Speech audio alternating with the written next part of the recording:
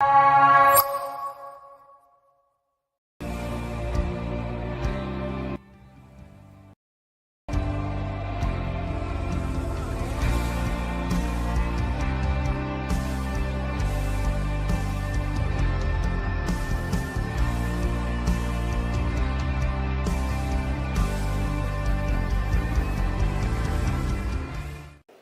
ministrar uma palavra no teu coração chamada Ele te faz maior que isso.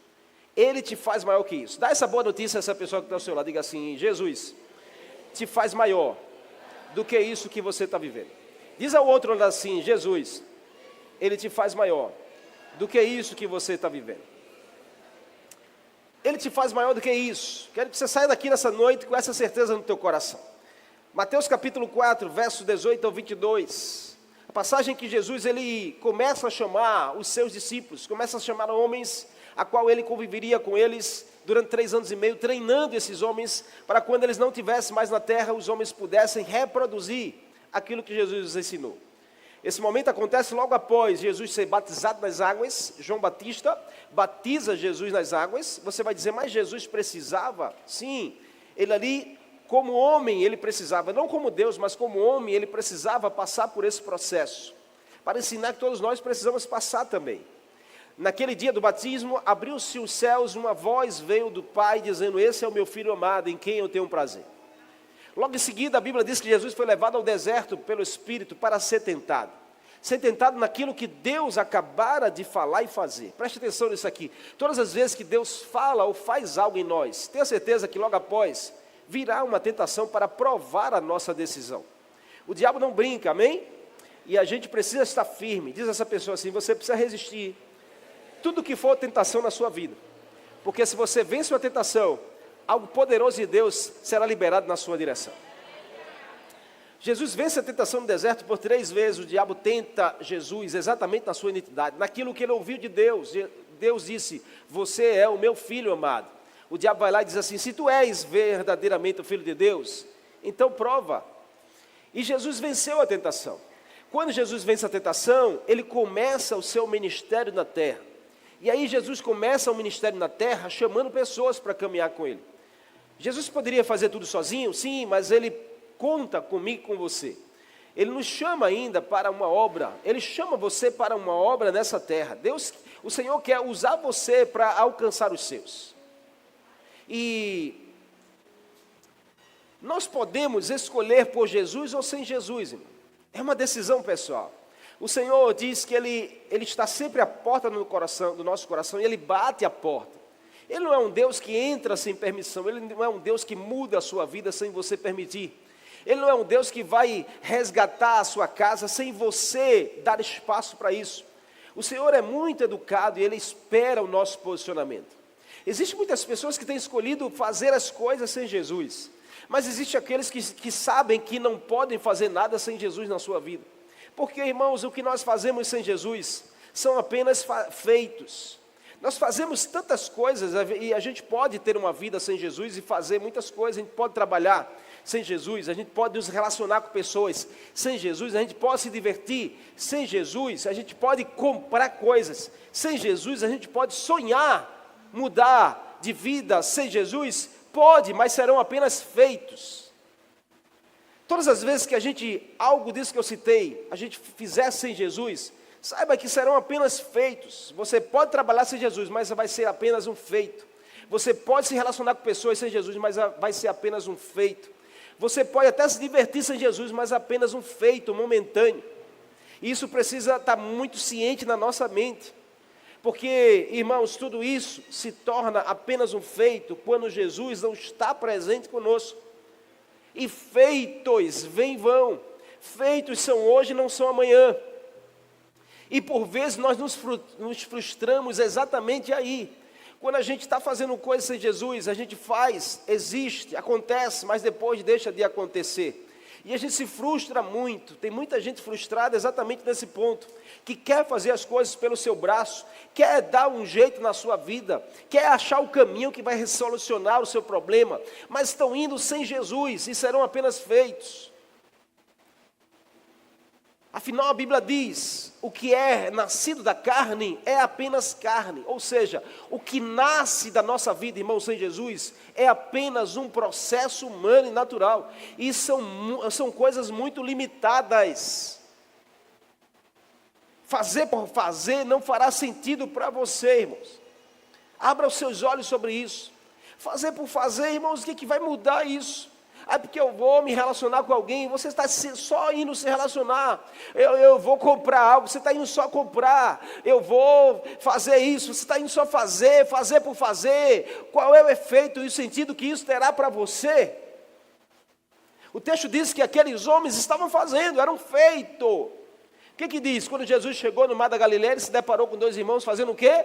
Lançando a rede, jogando a rede no mar. Eles estavam lá fazendo algo, pois eram pescadores. Estavam fazendo, mas não tinha propósito. Estavam fazendo, mas não tinha sentido. Eles estavam lá, talvez só buscando uma renda para a sua casa. Estavam lá só, talvez exercendo uma profissão. Quantas pessoas não vivem assim hoje? Faz por fazer, sem sentido para você. Está na hora de você mudar essa realidade. Está na hora de você colocar Jesus no meio da sua vida. Está na hora de você incluir Jesus em tudo o que você faz.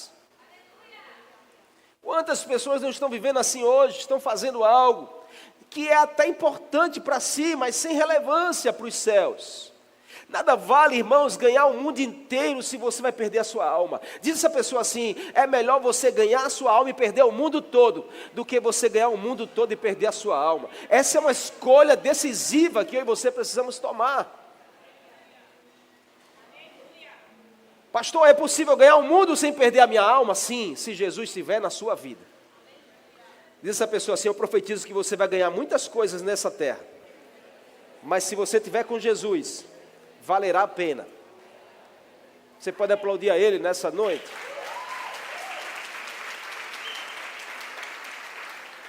E aí o texto diz que Jesus chegou. Quando Jesus chegou, Ele enxergou, irmãos. Quando Jesus chega, Ele enxerga. Quando Jesus chega, Ele enxerga. Amém? E Ele enxerga coisas que eu e você não vê. Ele nos enxerga como a gente não se enxerga. Ele vê a gente como a gente não se vê. Ele vê realidades que os nossos olhos não contemplam. Quando Jesus chega, tudo muda. Quando Jesus chega, tudo se encaixa. Quando Jesus chega, tudo faz sentido na nossa vida. É por isso que nós precisamos de Jesus. Jesus chegou e enxergou. Quais as verdades desse texto? A primeira delas, para você não esquecer, que quando Jesus olha para você, irmãos, Ele enxerga seu valor antes dos seus feitos. Quando Jesus Ele nos enxerga, Ele enxerga o nosso valor antes daquilo que a gente está fazendo, ou além daquilo que a gente está realizando. A gente pode fazer muitas coisas que são bonitas, importantes e grandes nessa terra, mas se não tiver relevância para os céus, a gente serão só feitos. Você entende? Tem muita gente aí grande nessa terra, tem muita gente relevante na rede social, mas que estão fazendo apenas feitos. Não tem relevância para o céu. E aí quando Jesus chega, Ele nos dá sentido na nossa vida. Dá sentido àquilo que a gente está fazendo. Dá sentido à nossa família. Dá sentido ao nosso destino. Quando Jesus nos olha, Ele enxerga o nosso valor antes das nossas realizações. O texto diz que Jesus olhou e viu aqueles homens lançando a rede no mar. Nada errado nisso. Mas Jesus olhou e disse assim, antes do feito de vocês, antes da realização, tem um valor que eu enxergo na vida de vocês. Entenda isso, Deus vê o seu valor. Pessoas não veem, talvez, pessoas não te valorizam, pessoas não enxergam o teu potencial. Mas o Senhor, quando olha para você, antes dos seus feitos, Ele vê o teu valor. Antes das suas realizações, Ele vê o teu potencial. Antes que você faça alguma coisa, Ele vê o que você poderá fazer nas mãos dEle.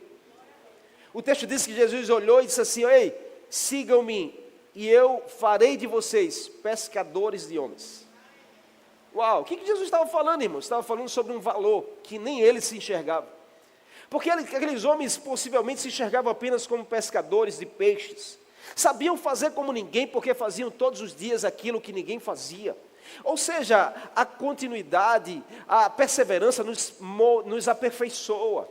nos faz ser exímios profissionais, nos faz a gente fazer as coisas muito bem feitas, de olhos fechados. Mas existe um valor que Deus nos enxerga, existe um valor em você, diz essa pessoa assim, existe um valor em você que só Deus enxerga, e você precisa descobrir esse valor em Deus, não nas pessoas. Não é o mundo que te dá o valor que Deus te dá, não é as pessoas que vão te dar o valor que Deus te dá, você precisa entender isso. Jesus enxerga um valor em você e um potencial que Ele tem para despertar na sua vida. O que chamou a atenção de Jesus não foi apenas a forma daqueles homens de jogar rede. Será que Jesus olhou e disse assim, eita, esses homens jogam rede como ninguém? Será que Jesus disse assim, esses caras são treinados mesmo, eles sabem jogar a rede no lugar certo? Que nada, porque Pedro passou a noite toda jogando a rede e não deu certo. Então o fato que Jesus enxergou não foi o feito deles, não foi a realização, a forma de jogar rede no mar, não. O Senhor enxergou além dos olhos humanos, Ele viu o valor daqueles homens. Como Ele enxerga o teu valor? Você tem valor. Escute, você tem valor. Não despreze o valor que o Senhor te dá. Não despreze o valor que você tem para Deus. Porque esse mundo, irmãos, nos desvaloriza. Você pode observar qual o valor que você tem para as pessoas do mundo. As pessoas se avaliam pelo quê? Pela roupa que você veste. Qual é a marca da roupa? Qual é a marca do seu sapato? Qual é a marca da sua bolsa? Esses dias eu estava no banco, e aí eu fui atendido pelo caixa do banco, a gerente chegou do meu lado do banco, e estava conversando com o outro caixa do banco, que estava atendendo uma senhora, e eu aqui do lado, mas a conversa estava rolando, eu não queria ouvir, mas você sabe quando você está naquele lugar, que você acaba que você ouve a conversa, e a senhora estava lá piorando as suas joias, e ela disse, eu quero 5 mil em espécie. E eu dizendo, meu Deus, eu dizendo, meu Deus, como é que a pessoa vai sair num tempo como esse, com 5 mil reais? Eu olhava para o lado e dizia, meu Deus, protege essa mulher. E aí a gerente encosta, e aí quando o caixa está lá contando as cédulas da mulher, ela abre a bolsa, bota o dinheiro na bolsa, ela fecha a bolsa. Aí ela pega a bolsa e coloca aqui. Para mim, irmãos, o que chamou a atenção foi 5 mil em cédulas. Mas para a gerente o que chamou a atenção era a marca da bolsa da mulher. Quando ela sai do lugar, a gerente olha para o caixa e diz assim, essa senhora é tua cliente? Ele disse, ela sempre vem aqui, sempre. Tu viu a bolsa dela? E eu aqui, ó. Aí ele disse, eu nem percebi. Sabe quanto custa a bolsa dessa mulher? Aí ele disse, não, custa 200 mil reais. E eu aqui do lado disse, misericórdia, Senhor, protege a bolsa dessa mulher. Não era nem mais sobre os 5 mil, irmão, era sobre a bolsa que valia 200. O que é 5 mil em relação à bolsa? Aí foi quando eu entendi, eu disse, meu Deus do céu, se a mulher usa uma bolsa de 200, 5 mil é 50 reais para mim, é um troco. A bolsa da mulher, irmão, você está entendendo? A bolsa. Eu não olhei nem para o sapato da mulher, porque se a bolsa custa 200, imagina o carro que estava lá esperando ela lá fora. Mas o que acontece, irmão? Você vê, a palavra dessa mulher para o homem foi que chamou a atenção, é que aquela mulher, ela era uma mulher especial. Por quê? Porque ela possuía algo que tinha um valor no mercado para esse mundo. Porque o mundo, normalmente, ele vai nos valorizar pelo que a gente tem. E ele vai desvalorizar a gente pelo que a gente não tem. Você está comigo? Faz sentido para você? Quem já experimentou na pele isso, de ir para um lugar, as pessoas olham para você, porque você está talvez com uma roupa simples, as pessoas não te dão o valor que você tem.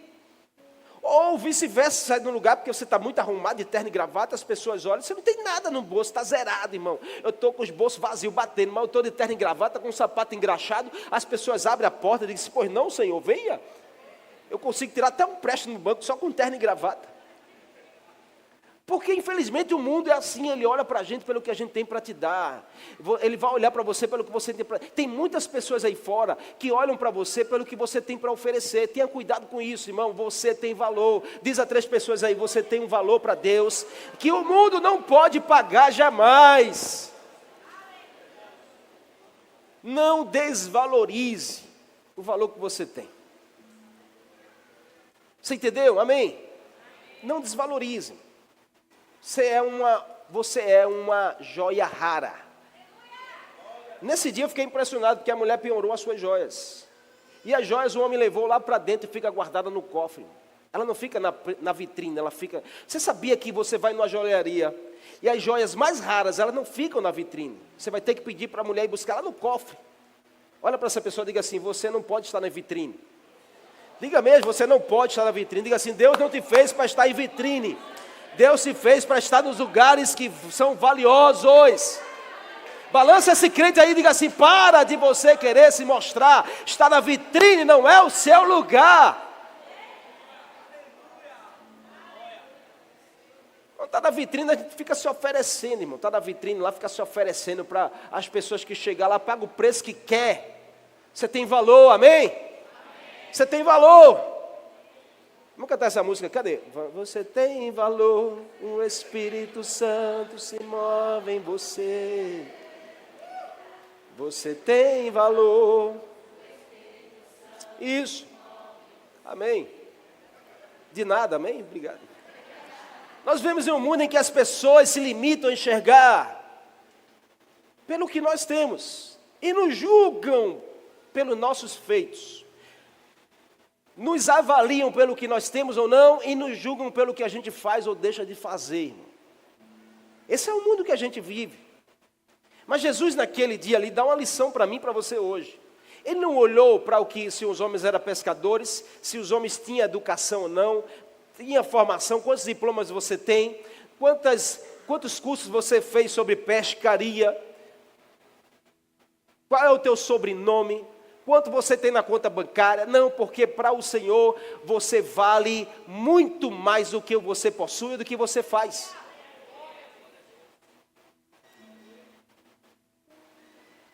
Mas o mundo não, se a gente faz bem feito, nós somos bem aceitos. Existe um valor em que você se torna. Porque o mais lindo aqui é que Jesus olhou para aqueles homens e Jesus enxergou um valor em quem eles iriam se tornar. Ei, irmãos, eu quero profetizar que o Senhor te dará esses olhos também. Que o Senhor te dará essa mesma unção, esse mesmo discernimento. Você olhará para as pessoas e enxergará o valor que ela vai se tornar. Não é nem o que ela tem hoje, é o que ela será, irmão. Olha para essa pessoa que tem ao seu lado aí. Olha para ela. Preste atenção nela, porque ela hoje pode ser pouco, mas amanhã o que Deus vai fazer. Ela hoje pode não ter nada, mas amanhã o que Deus vai dar a essa pessoa. Ela hoje pode não ir a lugar nenhum, mas amanhã, onde Deus vai levar. Olha bem para ela aí, olha bem, amém? Tira essa selfie aí, tira essa foto com ela. Diga assim, eu vou tirar enquanto você está assim, porque eu sei que Deus vai te fazer algo, vai fazer algo muito grandioso na sua vida. Irmãos, não deixe de entender essa verdade, porque quando a gente deixa de entender essa verdade, infelizmente nós vivemos, sabe, muito limitados. Quando a gente deixa de entender que nós temos um valor para Deus que é diferente do que o mundo nos dá, a gente acaba infringindo os princípios e a vontade de Deus. E a gente decide não mais, sabe, a gente decide não mais dar atenção. E aí, por vezes, o diabo, irmãos, ele vai se aproveitar dessa situação e vai nos levar a cometer erros graves. Mas em vez disso, você precisa entender esse princípio. Você precisa olhar no espelho e você precisa se enxergar como imagem e semelhança de Deus.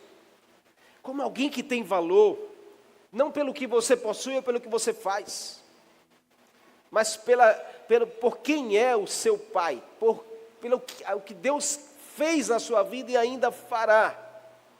Nós devemos buscar essa maturidade espiritual para discernir as armadilhas de Satanás, irmãos, para nos tentar exatamente nessa área, porque o diabo nos tenta exatamente na área da valorização, da área do valor. E aí ele vai querer te levar para o fundo do poço. Ele vai querer te fazer que você enxergue alguém sem valor nenhum. E aí quando você tem valor, você se entrega de qualquer forma. Mas busque ouvir de Jesus. E se Jesus disser isso para você, ei, segue-me e eu vou fazer de você alguém que tem valor. Segue-me, eu vou fazer você alguém, um pescador de homens. Segue-me, eu vou mudar a sua história. Segue-me, eu vou transformar essa realidade. Segue-me, eu vou preencher o teu vazio. Essa é a voz de Jesus para você nessa noite. Porque Jesus está dizendo, há um propósito meu para a sua vida. E o propósito de Jesus, porque o mesmo Jesus disse em João 5,5, sem mim você não vai conseguir fazer nada. Sem Jesus você não consegue encontrar o seu propósito de vida, amém? Então diga assim, eu preciso de Jesus na minha vida. Diga assim, Jesus me faz enxergar o valor que eu tenho. Naquele dia Jesus estava dizendo àqueles homens, vocês têm valor. E eu quero transformar a sua história. Então venha e siga-me, porque eu vou mudar a sua realidade. Segundo, quando Jesus chama, Ele te chama por quem você será e não por quem você foi. Todas as vezes que Jesus Ele toca em nós, Ele nos chama, Ele entra na nossa vida, é por quem nós seremos, nunca por quem nós fomos. Então o seu passado não pode ser mais importante do que o seu futuro. As coisas que você já fez numa velha vida nunca poderão ser mais relevantes das coisas que você vai experimentar novas em Deus. O texto diz no verso 20, no mesmo instante eles deixaram as suas redes e o seguiram. Diga assim, eles deixaram as suas redes para trás e seguiram Jesus. Perceba que Pedro e André discerniram isso ao ouvir Jesus. Algo queimou no coração deles. Algo dentro deles estava acontecendo. E eles estavam dizendo para si, o meu passado não importa mais. Eu agora quero enxergar algo novo para a minha vida. Quantas pessoas não se perdem exatamente aqui, irmãos?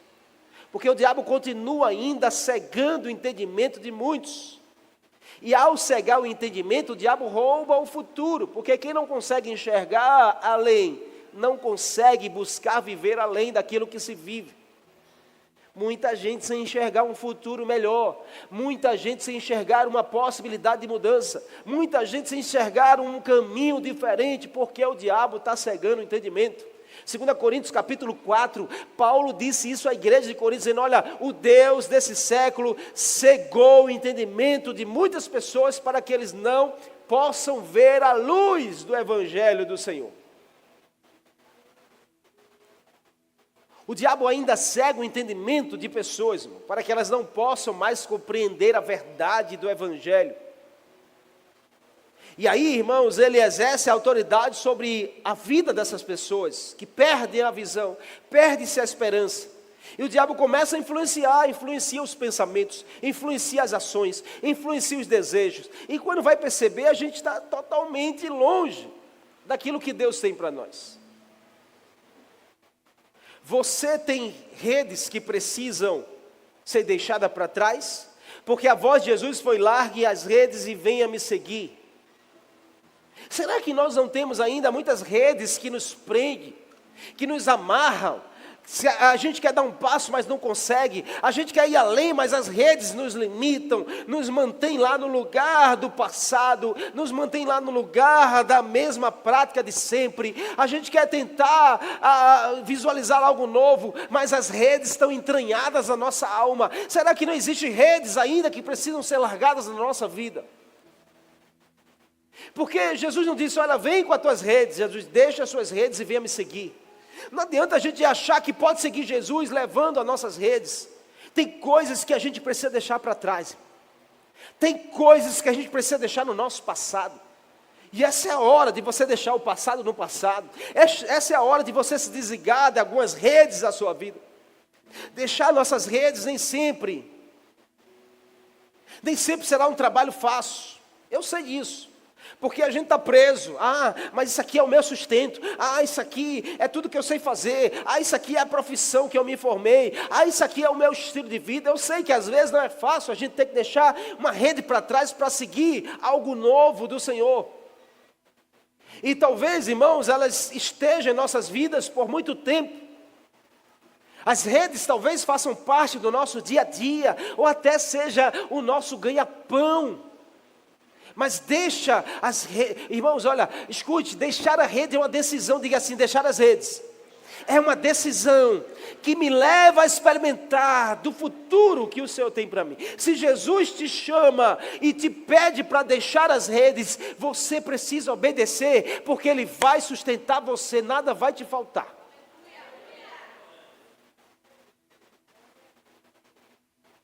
Deixar as redes é algo fundamental para viver algo novo em Deus. Eu tive que deixar algumas redes da minha vida para experimentar algo novo em Deus.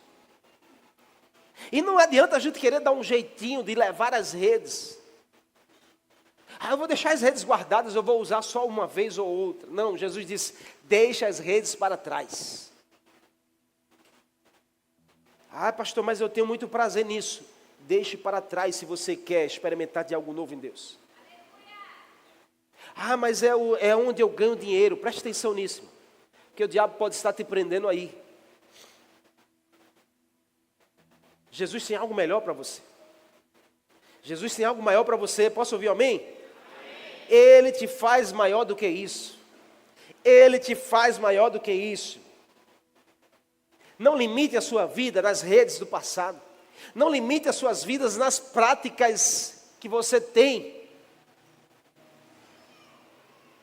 Não seria possível para Pedro André viver algo novo com Jesus preso às práticas do passado. Se Jesus disse para largar as redes, só vai acontecer algo novo quando nós largarmos. Enquanto a gente estiver com a mãozinha lá na rede, irmãos, é por isso que talvez ainda não mudou a sua história. É por isso que talvez ainda o milagre não aconteceu. Imagina só, está comigo aqui não? Amém? Porque logo após esse episódio, sabe o que acontece? Logo após esse episódio, Jesus ele vai lá e ele cura os doentes e ele ensina aos discípulos como curar. Você já pensou se Pedro e André dissessem assim, eu não vou largar a minha rede não, o que eles perderiam com Jesus? Olha para essa pessoa e diga assim, talvez você está perdendo de experimentar coisas extraordinárias que Jesus tem para fazer na sua vida, só porque você ainda está segurando essa rede, dizendo assim, larga essa rede e segue para o novo que Jesus tem para a sua vida. Você pode aplaudir a Ele nessa noite?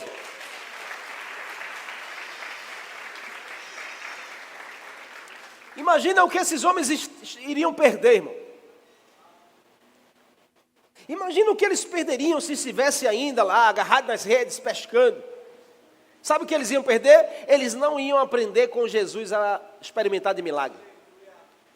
Eles não iriam ouvir de Jesus o sermão mais lindo, que é o Sermão do Monte, que logo após aí você vai ver em capítulo 5, 6 e 7 de Mateus. Pedro não ia ouvir de Jesus assim, eu estou te dando as chaves dos reinos dos céus. Aquilo que você ligar na terra será ligado nos céus. Então preste atenção nisso, porque é sério. Se a gente não larga a rede hoje, a gente pode perder o que Jesus tem para fazer na nossa vida. As redes em nossas vidas podem nos impedir de testemunhar milagres. Podem nos impedir de ser abençoados. Ou mesmo de compreender os mistérios de Deus na nossa vida. A voz de Jesus para você hoje é, largue essas redes. Você já passou de tempo demais com essas redes. Você já passou por muitas coisas agarrado nessas redes. Está na hora de você deixar as redes para trás. Ele disse, eu vos farei. Ou seja, Jesus não está dizendo, larga as redes e se vira, não. Jesus, larga as redes que eu estarei com você. Larga as redes que eu vou te ensinar algo muito maior do que o que você está fazendo hoje. Largue as redes que eu irei treinar você. Amém? Então, em nome de Jesus, irmãos, quando o Senhor decide te chamar ou te pedir algo para você abrir mão, é porque Ele não está olhando para quem você foi ou é, Ele está olhando para quem você será. Você não se vê assim, mas Ele já te vê no futuro. Porque Deus já está lá. Deus não está no passado, Deus está no futuro te esperando. Quem está no passado é o diabo, que gosta de apontar o dedo para você. Mas todas as vezes que o diabo te lembrar do teu passado, você tem que dizer a ele: olha, existe um futuro e Deus me esperando, e eu não vou perder esse futuro. Receber algo novo de Deus é deixar algo velho, pelo amor que você tem a Deus. E por último, e não menos importante, quando Ele te enxerga e te chama, Ele não te deforma, Ele te dá uma forma. Jesus, Ele nunca vai te chamar para deformar a sua vida. Ele sempre vai te chamar para te dar uma forma, um sentido para a sua vida. O texto termina dizendo que imediatamente, deixando tudo, o seguiram. Porque eles entenderam que existia uma forma que só Jesus poderia dar. Existia uma modelagem que só Jesus poderia dar. Nós precisamos dessa consciência e desse entendimento. É a gente dizer: só Jesus pode me dar uma forma. Só Jesus pode modelar a minha vida. Eu estou passando por problemas, mas eu sei que em Jesus eu tenho uma resposta. Eu estou passando por uma crise, mas eu sei que em Jesus eu tenho uma saída. Eu estou passando por uma provação enorme, pastor, mas eu sei que Jesus eu tenho o sustento que eu preciso. Por quê? Porque Jesus, Ele não me deforma, Jesus, Ele me dá uma forma. Diga assim: Jesus, Ele não me deforma. Diga assim: Jesus, Ele me dá uma forma. Ainda bem que eles atentaram para o chamado. Logo após eles receberam o Sermão do Monte, um investimento de formação para a missão, irmão. Você sabe que é você estar sentado, e Jesus sentado em cima de um monte, falando num grande jardim, com a multidão sentada, e Jesus ensinando sobre tudo. Se você ler capítulo 5 de Mateus, Jesus começa falando sobre as 9 bem-aventuranças. Aí depois ele começa dizendo sobre que nós somos o sal e a luz do mundo e da terra. Depois Jesus começa a falar sobre o cumprimento e o entendimento da lei. Depois ele começa a ensinar sobre homicídio, e ele ensina sobre adultério, e ele ensina sobre divórcio, ele ensina sobre juramentos, ele ensina sobre vingança, ele ensina sobre amar os inimigos, ele ensina sobre ajudar os necessitados, sobre orar de forma certa, ele ensina sobre o jejum, sobre os tesouros dos céus, sobre as preocupações da vida, sobre ansiedade, sobre você confiar em Deus. Ele ensina sobre tudo na nossa vida. Porque Jesus não nos deforma, Ele nos dá uma nova forma. E só possui uma nova forma quem compreende os ensinamentos do Senhor. Você precisa aprender com Jesus. Mas não pode ser longe de Jesus, tem que ser pertinho de Jesus. É por isso que o chamado de Jesus, aqueles homens não resistiram, porque eles disseram assim: eita, tem algo maior para nós aí, então vamos largar tudo aqui para seguir. Vamos largar tudo para aprender com Jesus. Vamos largar tudo do nosso passado para a gente experimentar de algo novo. Essa é a chamada do Evangelho até hoje. Não vai mudar, o Evangelho é o mesmo e permanece assim. Quem quiser viver uma vida com Deus tem que morrer nessa terra. Não tem jeitinho, irmãos. A gente tem que matar a nossa carne para viver uma vida com Deus. A gente tem que abrir mão das nossas redes, se a gente quer experimentar de algo maior que Deus tem para nós. Existe uma alegria que só Jesus pode te dar. Existe uma esperança que só o Senhor pode te dar. Amém? O chamado de Jesus foi para uma nova forma de pensar, de viver e de enxergar. Jesus, irmãos, estava disposto a fazer daqueles homens humildes maiores do que aquilo que eles faziam. E escute, Jesus sempre estará disposto a fazer de você algo maior do que você está fazendo hoje. Você não entendeu? Jesus sempre está disposto a fazer de você, a tornar você alguém maior do que você é hoje. Alguém maior do que você é hoje, alguém que faça coisas maiores do que está sendo feito hoje. Jesus sempre está disponível a nos levar a uma forma maior, a experimentar de algo maior, a contemplar algo maior, a experimentar um milagre maior, a ter uma provisão maior, a você contemplar coisas maiores. Você não pode retroceder. A chamada de Jesus é: venha, largue tudo, eu farei de vocês pescadores de homens. Jesus está fazendo eu vou fazer algo maior na sua vida. Diz a 3 pessoas aí, por favor, diga assim: Jesus vai fazer algo maior.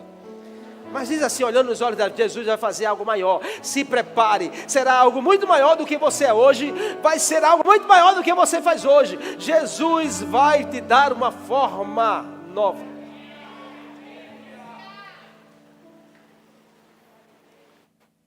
Imagina a surpresa de Pedro, André, Tiago e João. Imagina a surpresa, irmãos. Era preciso, mais que cumprir uma função, era preciso renunciar. Jesus diz aí aqueles homens lá, Pedro, Tiago, João e André: vocês estão pescando? Quanto tempo? A vida toda aqui. Muito bom, vocês sabem fazer isso? Sei fazer. Vocês fazem muito bem feito? Faz. Eu tenho algo maior para você. Mas eu quero que o Senhor venha para onde eu estou e me ajude a fazer o que eu estou fazendo. Jesus, ei, eu quero que você venha para onde eu estou e eu vou te dizer o que é que eu quero que você faça. Para a gente chegar aqui, irmãos, tem que ter uma coisa muito séria, que é chamada renúncia. Porque normalmente a gente quer que Jesus venha. Vem Jesus, me ajuda nas minhas dores do passado. Vem Jesus, porque eu estou preso a esse pecado, eu quero que o Senhor venha e me entenda. Senta aqui na mesa porque eu vou lhe explicar, Jesus, o porquê eu peco. Senta aqui, Jesus, porque eu quero que o Senhor tome um cafezinho comigo, que eu vou te dizer por que eu sou assim. Jesus diz: não, você não está entendendo. Você não entendeu, o meu chamado não é esse. Não é eu ir sentar à mesa com você e entender o porquê você vive pecando. Não. Meu chamado é você saia desse lugar, abra mão do seu pecado, abra mão do seu pecado de estimação, abra mão do seu prazer da carne, abra mão das suas redes, abra mão de tudo aquilo que te limita e venha, porque eu vou te ensinar a você ser alguém de valor nessa geração, porque eu é que sei os pensamentos que eu tenho a vosso respeito, pensamentos de paz para te fazer prosperar em tudo. Então precisa de 2 coisas, diga assim, 2 coisas. Diga assim, 2 coisas. Primeiro é renúncia, para largar a rede e seguir para onde Jesus está, sem levar nada. Segundo, diga assim, eu preciso obedecer. Porque quando você chega até Jesus, Ele vai dizer: olha, você tem que fazer assim. Você agora tem que se comportar assim. Você agora tem que falar assim. Você agora tem que pensar assim. Aí você vai ter que obedecer. Sabe por quê? Porque se você não obedece, você vai ter vontade de voltar lá, pegar a rede de novo. Mas sabe o que te faz não voltar lá para pegar a rede? É todas as vezes que você tem vontade, você diz: eu vou obedecer a Jesus. É todas as vezes que a sua carne diz assim: volta lá só mais uma vez. Não, eu vou obedecer ao que Jesus disse. É todas as vezes que a sua mente diz assim: ei, tu lembra daquele tempo que jogava rede, era bom, que te dava prazer, que até te dava dinheiro? Aí volta lá. Não. Eu tenho que é melhor eu obedecer a Jesus, porque eu sei que o que me espera é muito maior do que o que eu já vivi. Jesus te chama hoje. Jesus está aqui na casa. Do mesmo jeito que Ele esteve no mar da Galileia, Ele chegou e olhou e disse assim: ei, você, larga essa rede e vem me seguir. Eu vou fazer de você alguém muito maior do que você é hoje. Ei, você que está aí, ei, larga esse pecado de estimação e vem me seguir. Eu vou fazer de você algo muito maior do que você é hoje. Ei, você que está aí, larga essa mania, larga esse vício, larga aí esse vício que está te afundando e vem me seguir. Eu vou fazer de você alguém muito maior do que você é hoje. Ei, família, vocês que estão aí, quase destruindo um casamento, larga essas redes e vem me seguir, porque eu vou fazer dessa casa, dessa família, alguém muito maior do que ela é hoje. Aqueles 4 homens não pensaram 2 vezes. Diga a essa pessoa assim: você não tem que pensar 2 vezes, porque pode ser tarde demais.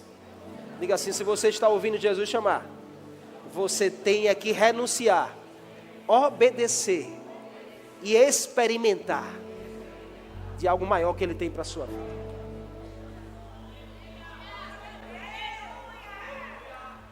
Diz a ela assim: o melhor está por vir. Diga a ela assim: você nem espera, mas o melhor está por vir. Você não faz nem ideia, mas o melhor ainda vai chegar na sua vida, na sua casa. Diga assim: você não sabe, mas o Senhor nunca deixou de saber que o melhor está preparado para ser liberado sobre a sua casa e sobre a sua vida. E vai ser ainda esse mês, em nome de Jesus.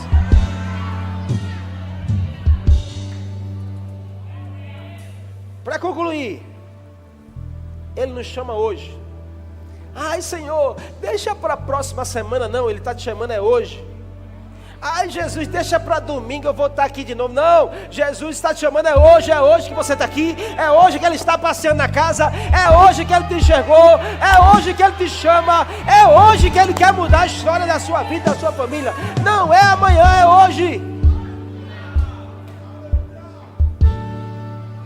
É hoje que Ele deseja tornar você maior do que o que você está sendo.